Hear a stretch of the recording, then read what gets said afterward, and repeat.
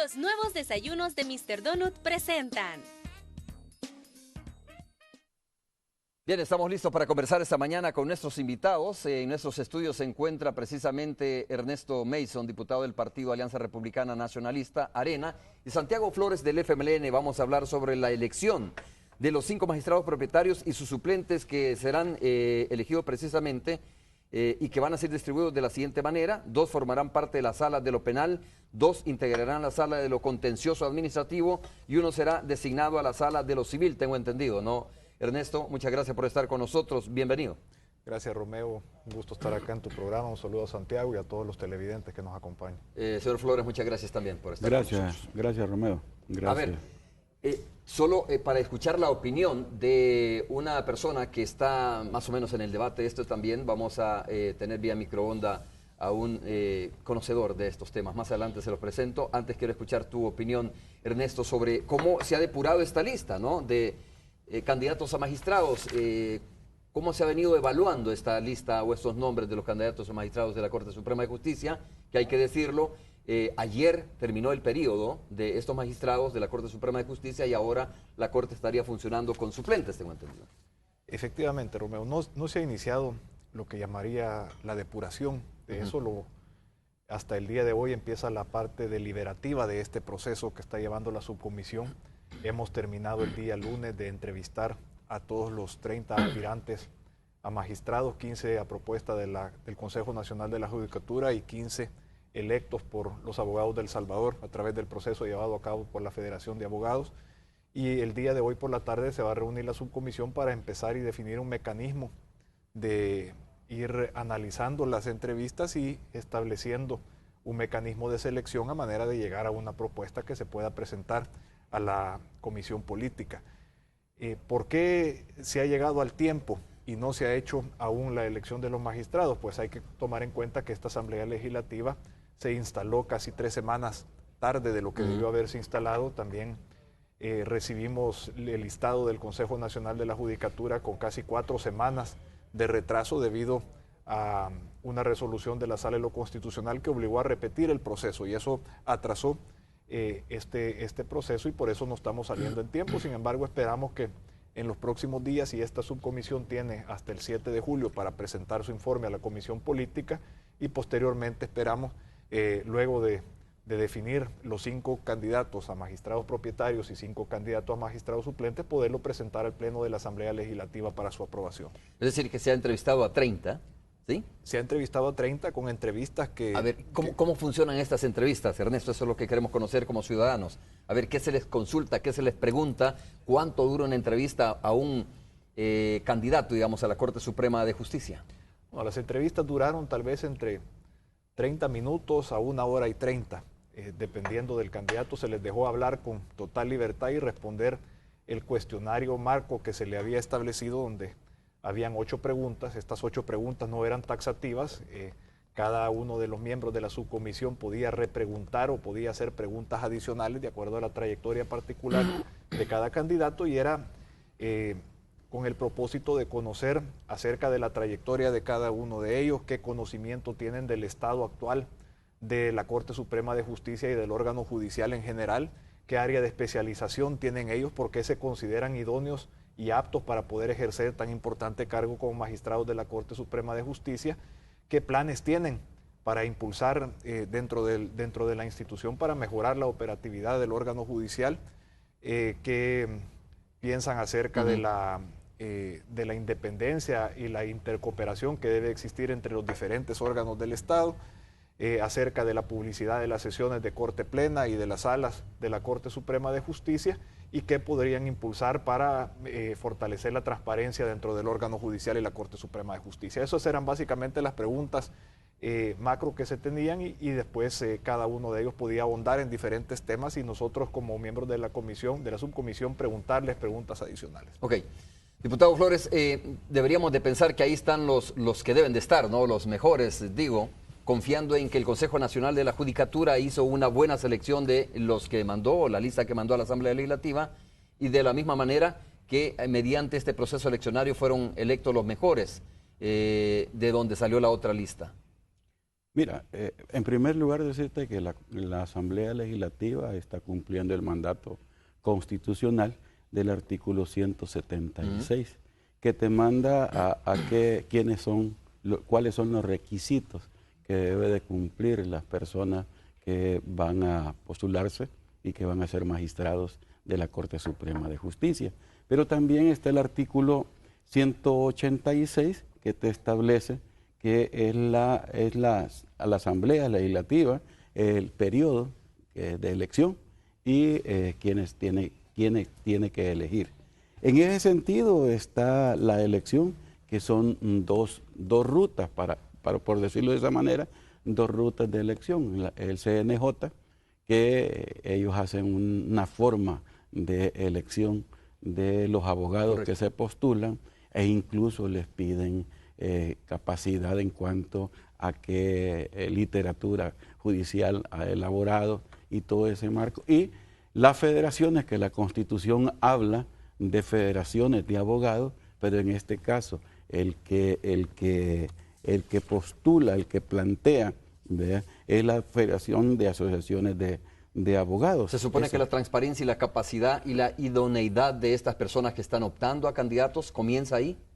Precisamente, pero hay dos formas, por eso te lo estoy señalando. Por eso, la Corte una es de elección. La elección y la lista que manda el Consejo. La lista que manda el Consejo. Esa lista es la que recibe precisamente la Asamblea Legislativa y que da la pauta para someter la Asamblea Legislativa a consideración los nombres que están postulando. Precisamente ese es el tema del cual se habla, de que llegó la lista con un tiempo corto, precisamente llega el 2 de junio. El tipo 2 de junio es que comienza la Comisión Política de la Asamblea Legislativa a discutir precisamente la conformación de la comisión. Y la subcomisión se inicia el 9 de junio sus primeras reuniones para que el 11 de junio nosotros ya podamos iniciar el proceso de entrevista. La Asamblea no se puede salir de esa lista, Ernesto, de esa lista que le envía mediante este proceso eleccionario, ¿no? La Asociación de Abogados o la Confederación de Abogados, como se llame, y el Consejo Nacional de la Judicatura. Yo comprendo muy bien que de ahí se conforman las propuestas, ¿no? Las 30 propuestas que son enviadas a la Asamblea Legislativa. No se puede salir de esa lista la Asamblea Legislativa para elegir. Dentro de esa lista tiene que salir la elección. Ajá. Ahora, a ver, ¿cómo garantizamos, y vuelvo a la pregunta, cómo se garantiza, Santiago, que ahí están los mejores para ser candidatos a la Corte Suprema de Justicia? Digo, por ejemplo, ¿cómo se garantiza de que el Consejo Nacional de la Judicatura eligió a los mejores candidatos y también el proceso eleccionario? Te quiero decir... ¿Complicado eso o no? Te quiero decir, a raíz de tu pregunta, ya han existido precedentes de las cuales no se ha electo de la lista. No, por eso yo no estoy diciendo de que no se deba hacer. Nosotros estamos respetando la lista que ha mandado el Consejo Nacional de la Judicatura y no nos vamos a salir. Malos precedentes se han puesto cuando se hicieron presiones para que se buscara de fuera. Y te voy a señalar el otro elemento, es que esta lista sigue funcionando mientras no existan otra lista de abogados. Quiere decir que durante estos 3 años, va a ser esa lista para elegir cualquiera de los magistrados que se postulen. Incluyendo los de la Sala de lo Constitucional. Incluyendo, o sea, si hubieran vacantes por X o Y razón, es esa lista donde se tiene que recurrir para poder elegir. No se está buscando de otra manera. ¿Es así, Ernesto? Mira, ¿por qué se dio un proceso sui generis en el 2009 donde se tomaron nombres que no estaban dentro del listado? Porque hubo vicios en la presentación del listado, empezando porque el Consejo Nacional de la Judicatura de aquel entonces, varios de sus miembros se autopropusieron como candidatos, lo cual un vicio y una ilegalidad que se cometió en ese momento fue subsanada por unanimidad, porque fueron los 84 diputados de aquel entonces de la Asamblea Legislativa. Yo no era diputado, creo que Santiago tampoco. Escogieron y decidieron que la salida a darle a ese impasse o a ese vicio era tomar de consenso a 2 personas fuera de los listados de 30. Pero lo que debe darse en esta oportunidad, y dado que El Consejo Nacional de la Judicatura incluso repitió su proceso, haciéndolo más público, más transparente, más abierto, a manera de tratar de garantizar... A petición de una resolución de la Corte Suprema de Justicia, a petición de una resolución de la Corte Suprema de Justicia, y de la misma manera la subcomisión ha tratado de llevar este proceso lo más transparente posible. Las sesiones de entrevistas a los diferentes aspirantes han sido públicas, han sido transmitidas por el canal legislativo de la Asamblea. Ha sido con un acceso irrestricto a todos los medios de comunicación que han podido estar presentes durante todas las entrevistas, y eso es a manera de tratar de garantizar la mayor idoneidad de todas las personas, que si son los mejores que pueden optar a ese cargo, bueno, en primer lugar tienen que estar dispuestos a optar a ese cargo. Esa es la primera decisión. Luego tienen que pasar los filtros, ya sea del CNJ o de la elección que realiza la Federación de Abogados de El Salvador, y poder salir seleccionados dentro de esos procesos. Entonces es gente que ya viene prefiltrada, y hemos podido con mucha satisfacción poder comprobar la capacidad de muchos de esos miembros. Creo que las entrevistas han sido muy ilustrativas, la parte propositiva de las mismas, donde ellos hablan de sus planes y de qué medidas implementarían para mejorar la operatividad del órgano judicial del país, etcétera. Aparte de la capacidad técnica, académica que tienen, muchos de ellos es algo que... Oye, Ernest, ese es un buen punto. En una entrevista corta como la que ustedes hacen en la Asamblea Legislativa, aunque sea incisiva, ¿no? ¿Se puede detectar la capacidad y conocer la capacidad y la idoneidad de esta persona para optar a un cargo de la Corte Suprema de Justicia, o vendrá otros mecanismos donde ustedes van a continuar indagando sobre esto? Bueno, la entrevista ha sido muy ilustrativa, pero solamente uno de los elementos que se toman en cuenta.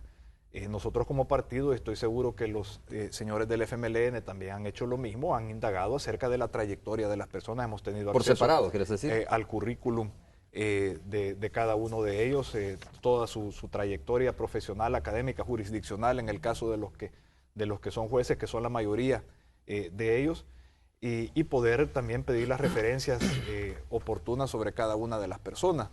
Cada quien tiene que hacer su trabajo de indagar y de poder profundizar acerca de la trayectoria, de manera de garantizar la idoneidad y también, muy importante, la independencia e imparcialidad de estas personas a la hora de impartir justicia como magistrados de la Corte Suprema de Justicia. A ver, vamos a saludar a Héctor Hernández Turcios. Le pedí que estuviera a través de la señal de microondas para escuchar nada más su opinión de dos preguntas básicas, doctor Héctor Hernández Turcios. ¿Cómo debería ser la elección de los magistrados? Que ya lógicamente se señala, pero ¿qué debería de conocerse de estos candidatos a la Corte Suprema de Justicia de nuestro país? Buenos días. Muy buenos días, Romeo. Buenos días, don licenciado Ernesto Mason. Buenos días, Santiago Flores. Un saludo al pueblo salvadoreño. Mi opinión siempre ha sido que estamos en una situación en que se nombran hombres del derecho por 9 años. Un error que se cometa es aguantar 9 años en la misma situación. Entonces yo creo que el sistema antiguo era más noble. Tenía sus vicios y sus amistades y sus conectes, como decimos en salvadoreño, pero era más noble porque antiguamente, antes de que nos asesoraran los españoles, porque nosotros seguimos siendo dominados por la mente española, lo que se hacía era que de los jueces que ejercían el derecho, quedaban nombrados magistrados que, si se portaban bien, si sus méritos eran debidos, estaban por unos primeros 3 años y luego se les volvía a reelegir por otros 3 años. Si a los 6 años volvían ellos a demostrar inteligencia, escribían libros, como fue el caso del doctor Julio Fernández, conferenciaban, se distinguían, se les nombraba por una tercera vez y quedaban vitaliciamente. Claro, pero ese no es el mecanismo que tenemos ahora, ¿no? Hoy está un mecanismo establecido, como usted decía, y por eso le preguntaba qué debería de conocerse en este mecanismo que tenemos autorizado, digamos, por la Constitución de la República o en el marco de la Constitución. Pero quiero aclarar esto por una razón. Lo que yo quiero aclarar es que el gran problema del órgano judicial es la corrupción y la pereza laboral. Eso es exactamente. No es cuestión de hombres, porque dentro de ese organismo hay 3 crisis. La crisis de hombres y de mujeres, como se dice hoy en día, la crisis institucional y la crisis de leyes. Son 3 crisis los únicos que pueden paliarla, mermarla y llevarla a un buen éxito es los hombres, los buenos hombres. Y yo creo que las entrevistas no llenan las expectativas, ¿va? O sea, no es posible. Primero, esas federaciones, si ahí casi nadie está afiliado, pues las asociaciones de abogados son asociaciones fantasmas, por decir una expresión fuerte. Y si acaso sirven para tomar licor, para jugar billar, pero eso no sirve para tener conferencias que lleven al gremio a tener actitudes intelectuales de valor. Y por el otro lado, los otros nombramientos que provienen solamente de dos fuentes, los diputados, a quienes no culpo porque a ellos les llega eso. Y ellos con eso, con ese material humano que les llega, tienen que decidir. Claro. Entonces, es una situación es difícil comprobarla, difícil, porque solo doctor, quiero terminar esta parte. Sí. ¿Qué sabe uno si ahí se infiltra el narcotráfico? ¿Qué sabe uno si ahí se van infiltrando gente corrupta que tiene intereses políticos, económicos? Entonces, esa situación, que es lo que le llaman seguir la huella en otros países, porque no es cuestión solo de la entrevista, sino que es cuestión de seguir una huella sobre... Doctor Héctor Hernández Turcios, para terminar su primera intervención, eso le iba a preguntar, ¿es difícil entonces, desde la forma como usted me lo describe, saber si una persona es idónea para un cargo como este? Es sumamente difícil. En un país como el que estamos, con una degradación de moral, jurídica, social, política, eso que le llaman entropía hoy, hay que tener mucho cuidado. O sea, ya hemos tenido decepciones que hay que aguantar las 9 años. Muchas gracias. Quédese con nosotros, doctor Héctor Hernández Turcios. Quiero escuchar la opinión de mis invitados, porque también la otra pregunta que es importante es, a ver, cómo Ernesto Mason ya señalaba algo, que tienen todos los derechos, todo el derecho de los partidos políticos de hacerlo, ¿no? Más allá de esta entrevista que se hace en su comisión, dice Ernesto, cada uno de los partidos políticos también trata de indagar de los candidatos que han llegado hacia la Asamblea Legislativa o a la subcomisión.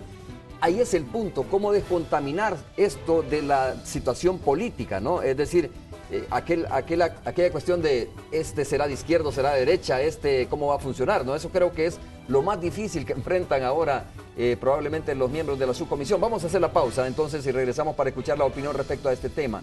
¿Cómo descontaminar la elección de estos magistrados de la parte política de nuestro país? Política, probablemente electoral, si usted quiere, ¿no? Volvemos.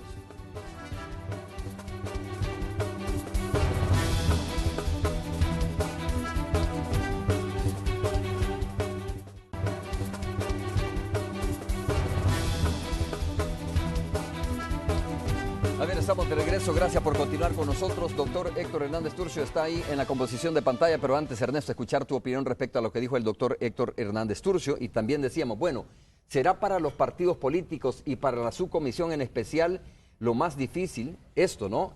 Hacer un debate sin poner el componente político electoral, sin aquello del temor de que se puede filtrar a alguien que Arena piensa que es de izquierda o viceversa, o el FMLN piensa que es de derecha. Mira, yo creo que el problema no es si alguien es de izquierda, de derecha, de centro. Creo que lo que debe prevalecer es la capacidad, la idoneidad, y que a la hora de impartir justicia sea una persona que vaya a hacerlo con independencia y con imparcialidad, y que vaya a actuar apegado a derecho o a su criterio de la interpretación de las leyes y de nuestra Constitución. Cada persona pues tiene una afiliación ideológica. Está en su derecho también de ejercer sus derechos políticos, como ejercer el voto por uno u otro partido político. Eso no debería de ser un tema que inhiba a una persona poder participar dentro de este proceso. ¿Y qué dijo la Corte Suprema de Justicia al respecto? Que no debería ser alguien que tuviera vínculos formales o materiales con un partido político o grupo de poder, lo cual yo comparto totalmente. Creo que han habido malas experiencias en el pasado reciente de que han llegado a estos cargos gente estrechamente vinculada a un partido político que ha llegado a partidizar instituciones. Tenemos el caso hoy en el Tribunal Supremo Electoral, que a nuestro juicio, y tal vez Santiago va a diferir de mi persona, el presidente responde directamente de la cúpula de un partido político. Eso no debe suceder en la Corte Suprema de Justicia. Debe prevalecer la imparcialidad, la idoneidad y también, como decía el doctor Hernández Turcio, es muy importante la ética y la moral de las personas. Deben ser personas íntegras que vayan a actuar apegados a derecho y que no vayan a responder a una relación de subordinación con ningún partido Ernesto, político o grupo de poder. Qué interesante. ¿Es posible esto? ¿Es posible que la subcomisión tenga esa capacidad para determinar si una persona no tiene vínculos con grupos de poder o partido político determinado? Mira, a lo largo de la trayectoria de las personas los puedes ver, cómo han actuado. A lo largo de su trayectoria, si han actuado con honestidad, con rectitud, con ética. Muchos de ellos han sido jueces o tienen experiencia jurisdiccional de varios años. También los méritos académicos, las publicaciones, libros, ensayos que hayan publicado, en fin. Todo ese tipo de cosas son temas a considerar y creo que de esa manera podemos garantizar llevar a las mejores personas de las 30 a que ocupan esos cargos tan importantes para fortalecer también la institucionalidad de la Corte Suprema. Okay. Santiago. Mira, yo creo que primero felicitaciones al señor Fernando Turcio. Héctor Hernández Turcio. Héctor Hernández Turcio. También felicitaciones a los abogados que el día de ayer estaban en su día. Felicitaciones a todos. Y yo creo que estamos tratando de ese gremio, porque no se escoge fuera de ese gremio. Y tratar con ese gremio también es un tema fundamental que hay que discutirlo, porque habemos de abogados. Ese es un tema. Pero yo te quiero decir que en lo que se refiere, pues precisamente por las relaciones de los grupos de poder, es que la reforma que se hace con los acuerdos de paz en el artículo 191, es precisamente por ello esta forma de elegir, que pasa precisamente a la Asamblea Legislativa la forma y este mecanismo de elegir. Es en la reforma de los acuerdos de paz que se modifica, porque antes simplemente los elegían otros, ¿verdad? Creo que es más democrática. No estoy diciendo de que nosotros vamos a garantizar el fiel de la balanza y la pureza exacta de las personas que llegan, pero nosotros tenemos una lista del cual nos tenemos que acercar lo más posible a esos mecanismos que se establecen. Te digo lo siguiente, Romeo. Nosotros hemos investigado, yo soy el que más preguntas hizo en esa subcomisión, aquí me puede, fue precisamente buscando estos vínculos de poder, Claro, entre ellos, yo no voy a descalificar a alguien, pero también ahí salen los vínculos, están claros. Esos vínculos están claros, ¿ves? También, pero hemos visto también gente que tiene buena capacidad, su currículum lo tiene bien, ¿ves? Y los informes que nos han mandado las instituciones también hay, y yo no estoy hablando de izquierda, de derecha, de centro.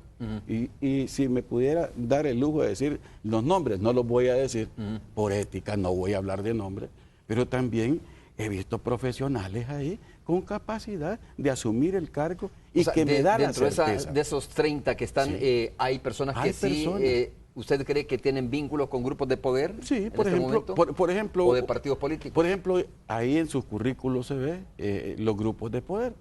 Al inicio llega alguien que no pudo sostenerme como hizo la gran campaña. Uno.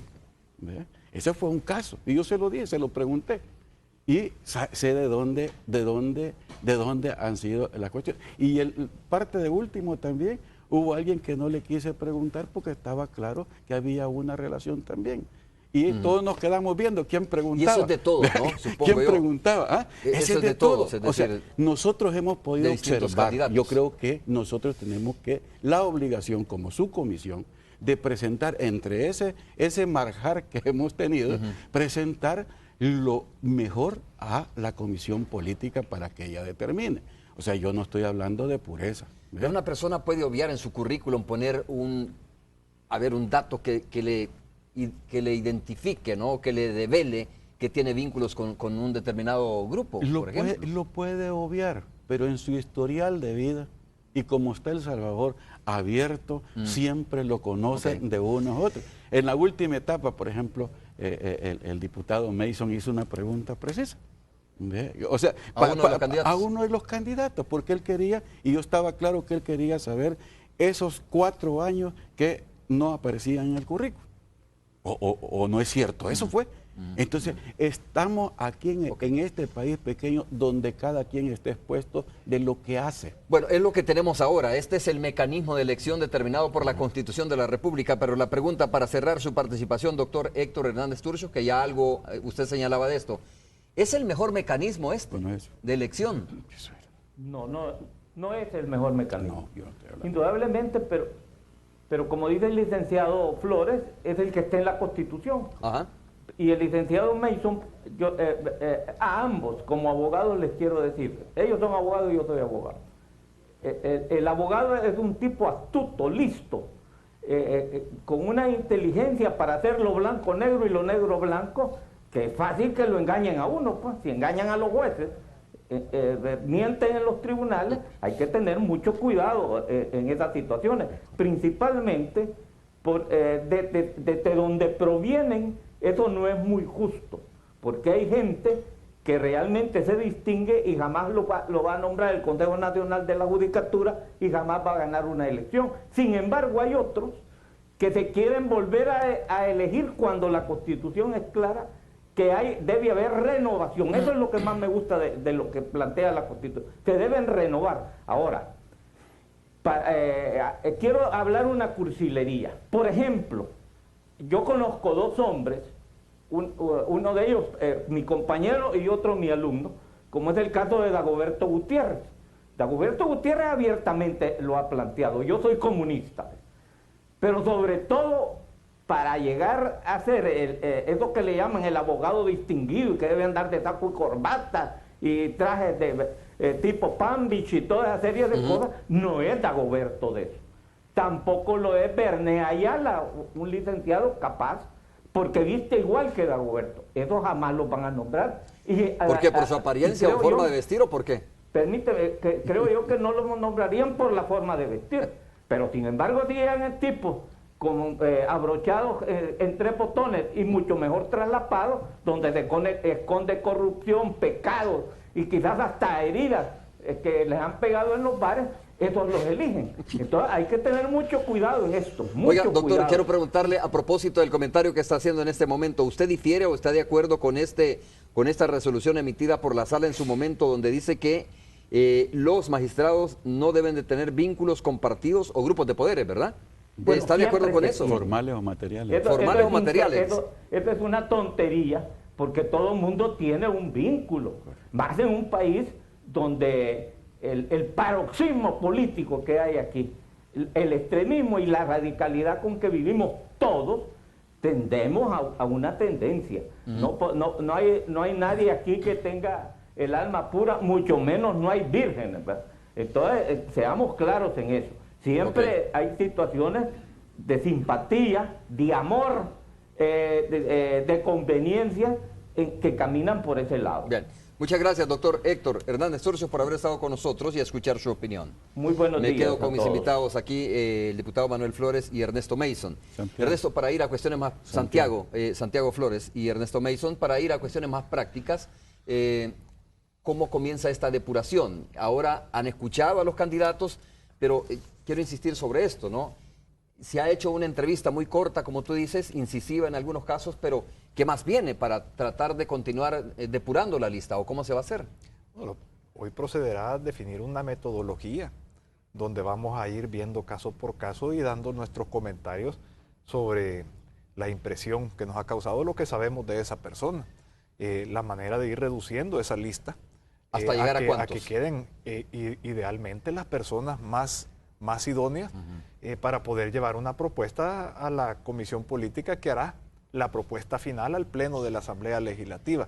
Yo esperaría que prevalezca el consenso, que prevalezca un consenso alrededor de la idoneidad de las personas, que salgan las mejores personas, las más competentes, con la mejor trayectoria profesional, académica, jurisdiccional, que puedan ser mejores magistrados de la Corte Suprema de Justicia. ¿Quiénes te han impresionado en esa entrevista, en esa primera etapa? Mira, hay varios que me han impresionado.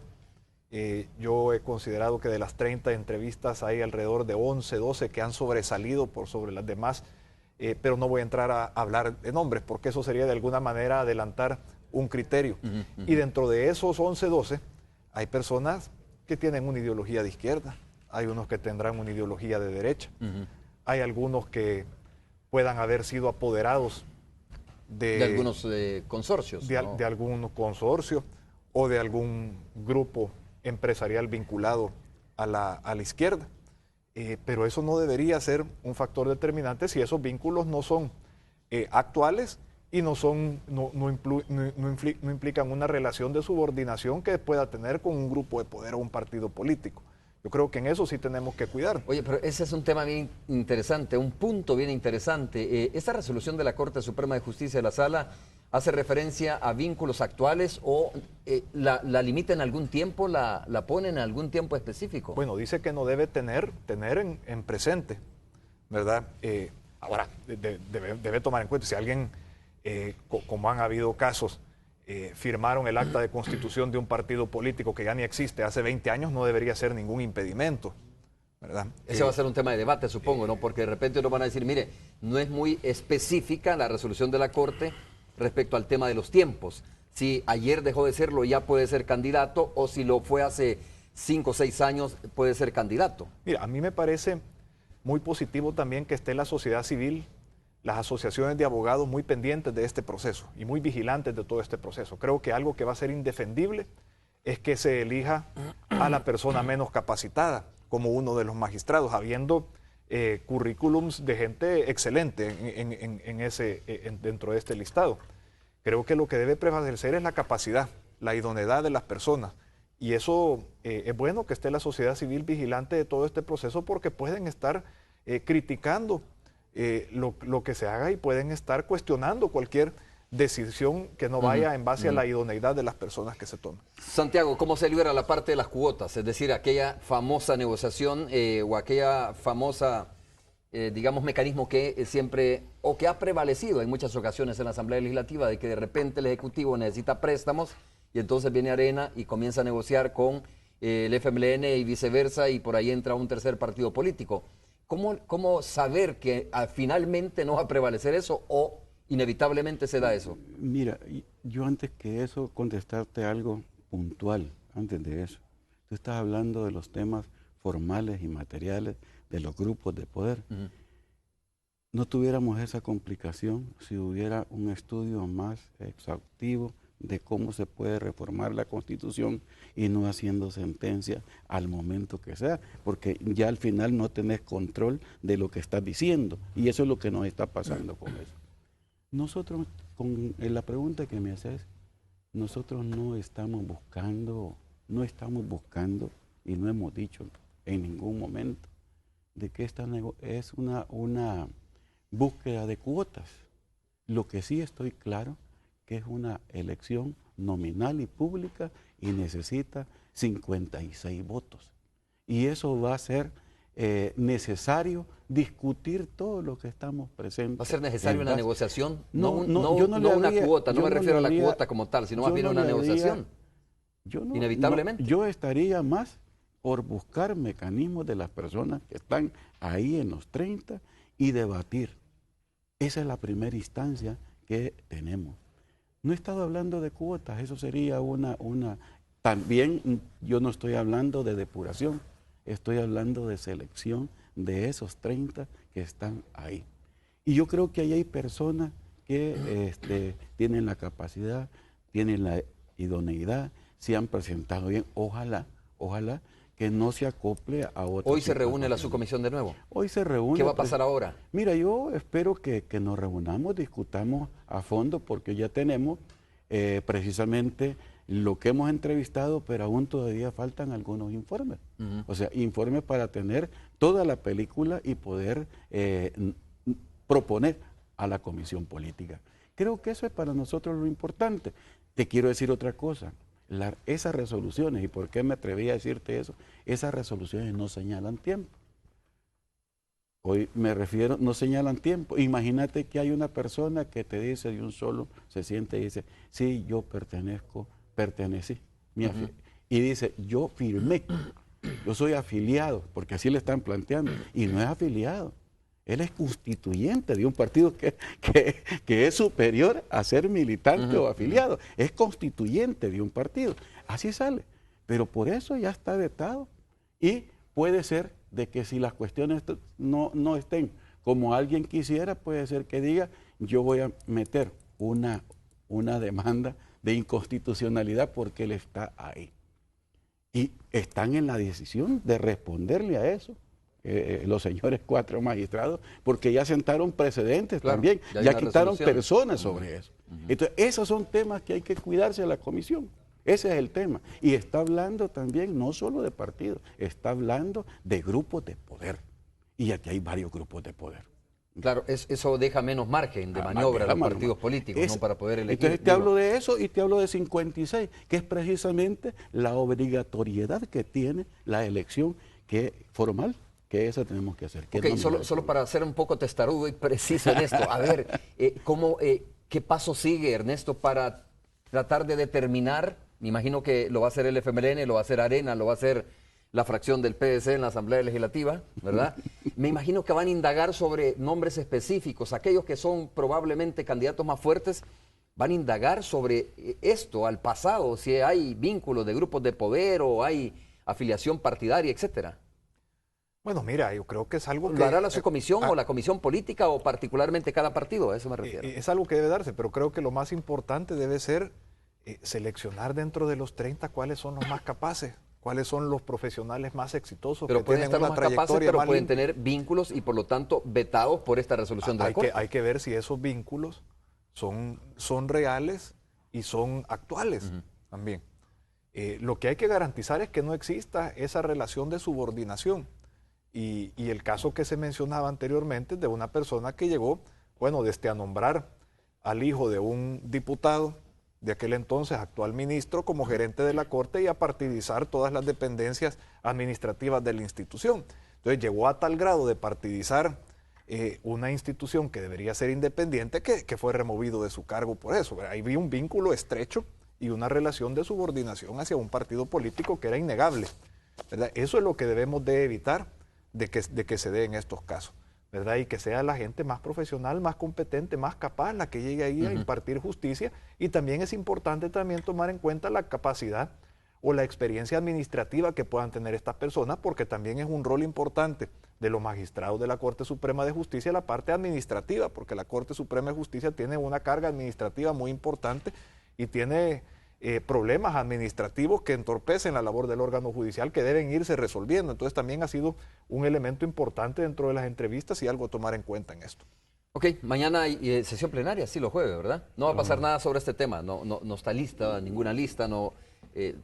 ¿Cuánto tiempo más va a pasar para tener ya más o menos depurada esta lista? Mira, la subcomisión ha planteado de que esta semana es determinante para ellos. Pero yo insisto, es una elección de 56. Y solo me acuerdo, porque el diputado ha estado mencionando esos temas, solo me acuerdo que hubo una vez que tuvimos que encerrarnos en Capre para la elección. Y precisamente de Padilla, que es el que estaba haciendo referencia. Y fue precisamente el presidente de Arena el que planteó que mejor no era Bonilla, porque tenía una situación más real, sino que él se decidía por Padilla. Y entonces nosotros dijimos, bueno, si ustedes lo ven de esa manera, pero nosotros no lo vemos viable. Y después lo sacaron por la otra puerta. Esa es una resolución de la sala. A ese tema no quisiéramos llegar. Nosotros queremos que se vea precisamente la lista que tenemos en una discusión más abierta, que se le busquen los criterios y que solucionamos tal como está planteando la Constitución en su artículo. Ernesto, sin duda tienes algunos comentarios. Hacemos la pausa, ¿te parece? Y regresamos para continuar hablando un poco más sobre este tema y para ir al enlace con la Radio 102.9. Volvemos.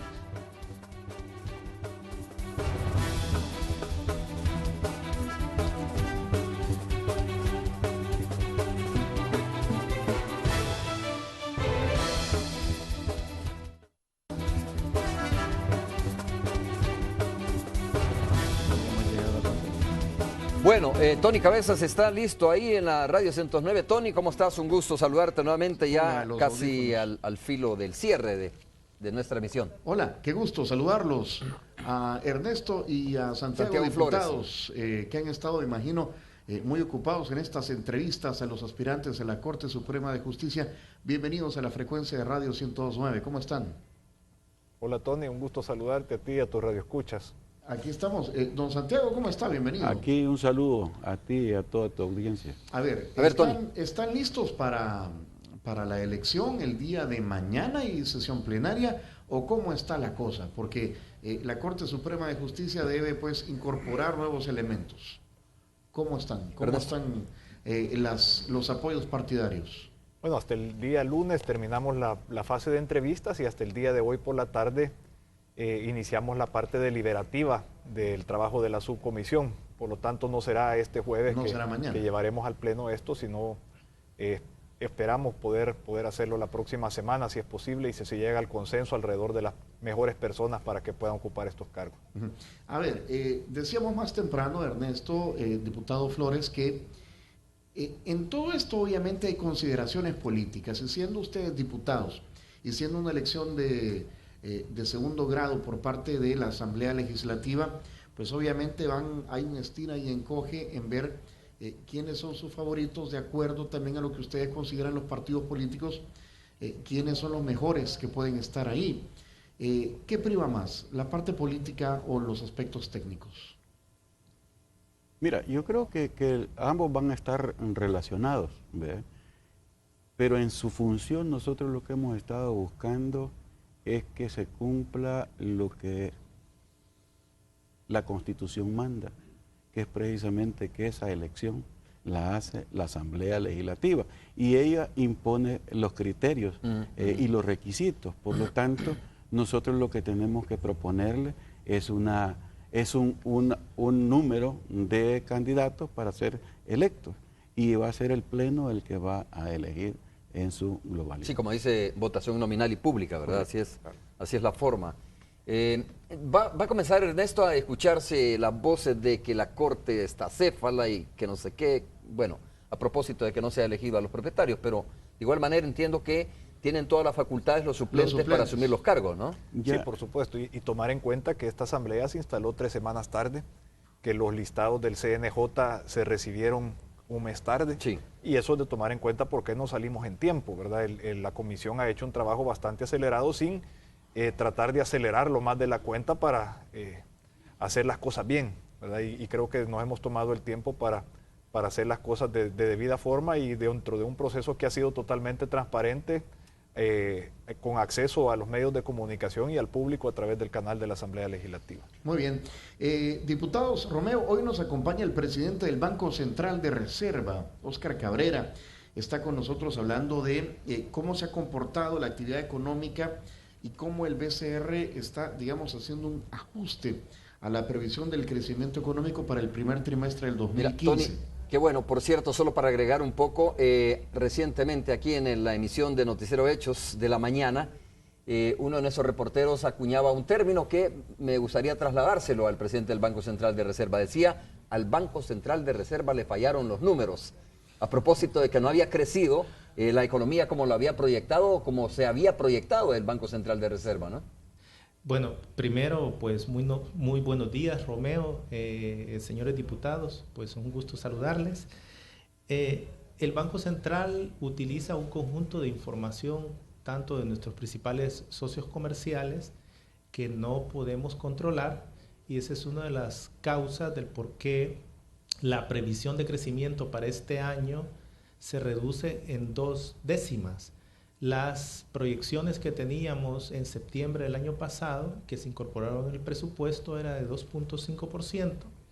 La previsión que estamos viendo al primer trimestre de este año es 2.3%.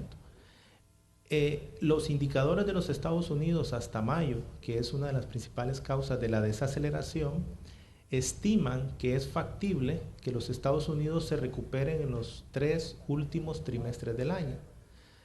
Sin embargo, el Banco Central toma todas las previsiones de los organismos internacionales y tenemos la responsabilidad de cada trimestre ir actualizándolos. Otra de las variables, llamémosle domésticas, que ha incidido es la subejecución de la inversión pública. La inversión pública anda alrededor del 50%, y los objetivos a final de año es alcanzar una ejecución de la inversión pública de alrededor del 70%. Estos serían en suma. A ver, ¿ha estado lenta la inversión pública? Ha estado lenta la inversión pública y eso es una de las causas del por qué nosotros hemos estimado una tasa promedio de 2.3%. La desaceleración de alrededor de menos 6% de la inversión pública reduce en 2 décimas el crecimiento económico. Oiga, presidente, ¿qué debería de pasar en el país para que la proyección en el próximo semestre, ¿no? En el segundo semestre, sean las esperadas por el Banco Central de Reserva? ¿Qué indicadores o qué elementos de la economía debían de dinamizarse? Sí, nosotros tenemos ya indicadores hasta el mes de mayo, o sea, ya solo falta un mes para el segundo trimestre. Y lo que estamos estimando es mejores indicadores a nivel de la economía. Entre ellos estamos viendo, por un lado, que en términos reales, o sea, ajustados por la inflación, las remesas familiares crecen 1.8%, los salarios están creciendo reales alrededor del 7%, el crédito a los hogares crece alrededor del 6%, y esto es importante porque el consumo de los hogares representa el 93% del Producto Interno Bruto. Nosotros siempre hemos insistido que cualquier descenso en el poder adquisitivo de los hogares es un tsunami en el crecimiento económico. Claro. Otra de las variables que nosotros vemos muy satisfechos es que la inversión privada está iniciando su proceso de recuperación. Hasta el mes de mayo tenemos 475 millones de inversión privada y la inversión privada pesa casi un 15% del PIB, del Producto Interno Bruto. Otra variable muy importante es que hasta mayo tenemos un crecimiento de las exportaciones de alrededor de 6.9%, de las cuales destaca que el 95% son exportaciones manufactureras. Bueno, estos son los datos del BCR, la parte técnica. Me encantaría en lo que queda escuchar consideraciones políticas. Bueno, tenemos un diputado de Arena y un diputado del FMLN al respecto de las cifras que acaban de escuchar. Que no son economistas, pero que pueden dar su opinión como tú dices, ¿no? A ver, Ernesto, Santiago. Mira, yo creo que lo que debe de prevalecer es un clima de confianza para que pueda generarse más inversión, más crecimiento económico, más empleos y mejores empleos. Y eso es lo que ha faltado. Creo que el hecho de que haya un nuevo balance en la Asamblea Legislativa genera un poco de más confianza y eso es positivo, que ha generado un poco más inversión privada. Debe de vigilarse más la inversión pública, manera de eficientarla un poco más y que se pueda contribuir también al crecimiento económico. Ejecutarla sobre todo, porque va un 50%, dice el presidente del Banco Central de Reserva, ¿no? Santiago, ¿cuál es su opinión? Mira, yo creo que realmente a este clima que se ha generado en el país, el hecho de que el país todavía tenga una capacidad del 2.3 y que son las proyecciones que tiene, realmente ha hecho un buen esfuerzo el gobierno y todos los sectores por mantenerse, porque la situación en este momento no ha sido fácil como tal.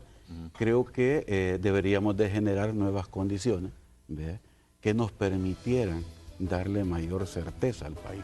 Y cuando te hablo de nuevas, por ejemplo, hay temas que están por invertirse en el país que deberíamos de retomarlo y desarrollar. Claro, mire, un aspecto importante antes de ir a la pausa comercial, solo como reflexión, la industria de la construcción, recientemente en un enlace con la Radio 109, por cierto, donde estuvo el presidente Casalco, decía que no ha crecido como se esperaba que creciera, ¿no? Sí. Producto de una cuestión que es bien básica, que se puede revisar, la tramitología, dicen ellos, o sea, sigue siendo bastante engorroso eso. Probablemente haya una buena intención, pero hay que revisar que estos procesos sean más expeditos, ¿no?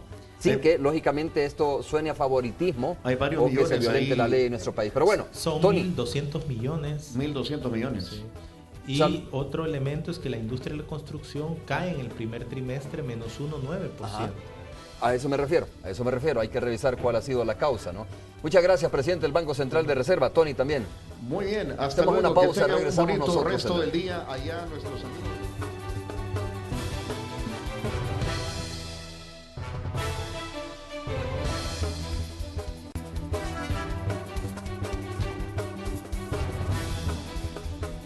Bueno, nos hemos quedado con más elementos de cómo está llevándose a cabo la elección de los magistrados de la Corte Suprema de Justicia, así que agradecemos a ustedes, Ernesto, gracias por habernos explicado cómo va este proceso, ¿no? Y qué es lo que se espera tener de ahí.